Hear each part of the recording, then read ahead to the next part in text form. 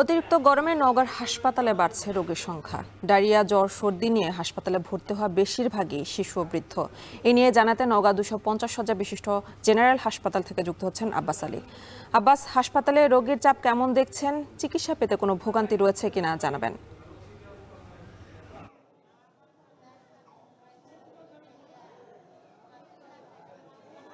আমি এই মার্চের প্রথম সপ্তাহ থেকে প্রচন্ড তাপদাহ বিরাজ করছে, আর এই তাপদাহের কারণে শিশু এবং বয়স্করা বিশেষ করে ডায়রিয়া, কলেরা, নিউমোনিয়া রোগে আক্রান্ত হচ্ছে এবং এই আক্রান্ত যারা হচ্ছেন তারা চিকিৎসা নিতে হাসপাতালে ভিড় করছেন। আমি এখন অবস্থান করছি 250 শয্যা বিশিষ্ট জেনারেল হাসপাতালের পঞ্চম তলা অর্থাৎ শিশু ওয়ার্ডে। এই শিশু ওয়ার্ডে বেড সংখ্যা 15টি, কিন্তু এর বিপরীতে এখন পর্যন্ত এখানে ভর্তি রয়েছে 56 জন। এর মধ্যে ডায়রিয়া, কলেরা এবং নিউমোনিয়ার প্রায় 30 জন রোগী এখানে ভর্তি হচ্ছে এবং প্রতিদিন এখানে 12 থেকে 15 জন রোগী চিকিৎসা নেওয়ার জন্য ভর্তি হচ্ছেন বলে আমরা জেনেছি। আর আপনি নিশ্চয়ই দেখতে পাচ্ছেন যে এখানে আসলে বেড সংকুলান না হওয়ার কারণে মেঝেতে চিকিৎসা নিতে বাধ্য হচ্ছেন রোগীর স্বজনরা। তবে হাসপাতালের পক্ষ থেকে বাড়তি কিছু বেডের ব্যবস্থা করা হয়েছে, কিন্তু তারপরও আসলে রোগীর স্বজনরা এই মেঝেতে চিকিৎসা নিতে বাধ্য হচ্ছেন। আর এখানে বেশিরভাগই শিশু এবং বয়স্ক রোগীর সংখ্যায় বেশি বলে আমরা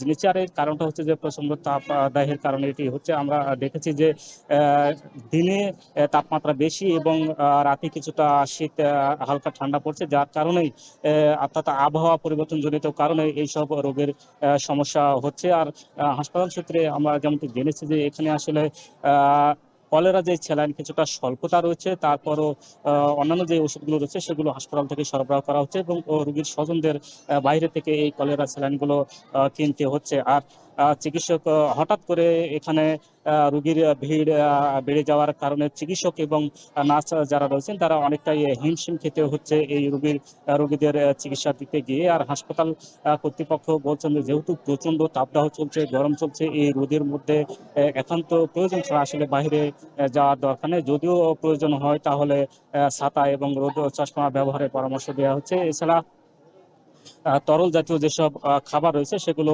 খাবারের পরামর্শ দেওয়া হচ্ছে এই চিকিৎসকদের পক্ষ থেকে। তবে আমরা এখন পর্যন্ত যেমনটি দেখেছি যে যেহেতু রোগীর সংখ্যা বেশি, কিছুটা বিড়ম্বনা থাকতে পারে, তারপরও চিকিৎসক এবং নার্সরা যথেষ্ট পরিমাণ চিকিৎসা সেবা দেওয়ার চেষ্টা করে যাচ্ছেন। তো এই ছিল আমার কাছে এই হাসপাতাল থেকে সবশেষ।